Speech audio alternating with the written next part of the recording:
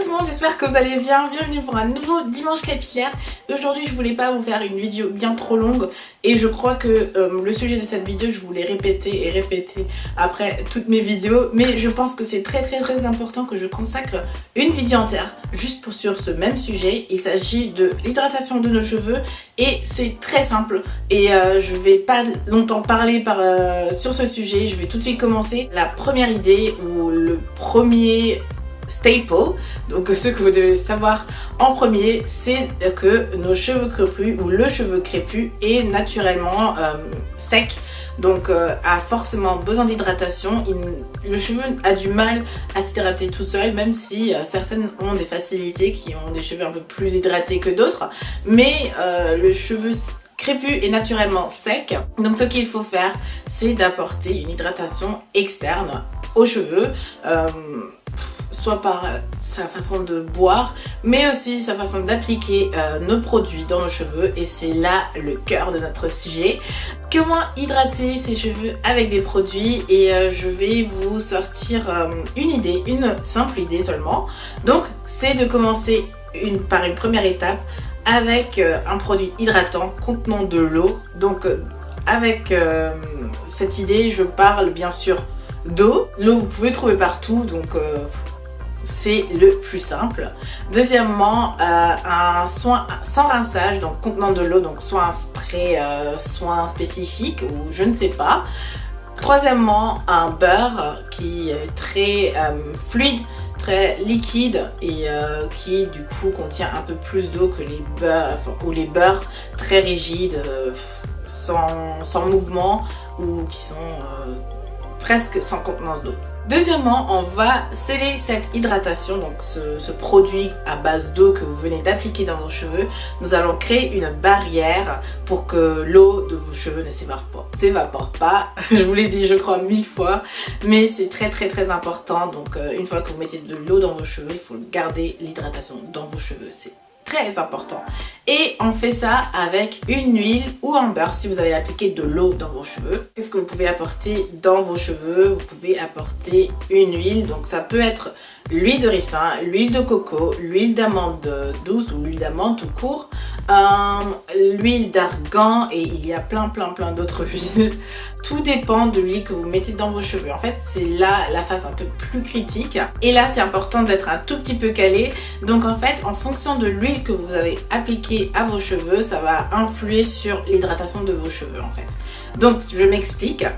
Plus vous avez des cheveux fins, peu de cheveux, ou des cheveux tout simplement très fins, et que vous appliquez une huile comme l'huile de ricin qui est assez épaisse, assez lourde, plus ça va venir alourdir vos cheveux, et même si ça va sceller l'hydratation de vos cheveux bien, très bien même, vos cheveux vont avoir un aspect pas très beau, très alourdi, très gras, et c'est pas ce qu'on recherche en fait. Donc pour les filles qui ont des cheveux un peu plus fins, moins de cheveux, il vaut mieux privilégier une huile assez légère comme l'huile de coco par exemple, ou l'huile d'argan qui est très légère. On sait même pas qu'on a de l'huile sur les doigts ou dans les mains.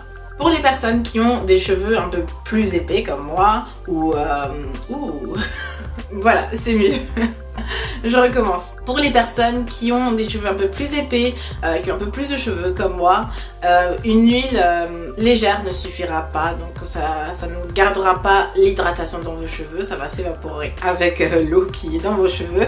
Il faut quelque chose de plus épais, plus robuste que la simple huile de coco ou l'huile d'argan. Pour les personnes qui ont les cheveux un peu plus épais, je vous conseille d'appliquer plutôt l'huile de ricin, mais pas énormément non plus, parce que l'huile de ricin, vous sentez vraiment que vous avez de l'huile de ricin dans vos cheveux. Vous pouvez appliquer une beurre en fait dans vos cheveux, ou beurre plus huile en fait. Donc vous pouvez mélanger un peu de beurre de karité avec un peu d'huile de coco, et après vous avez un bon scellant pour l'hydratation.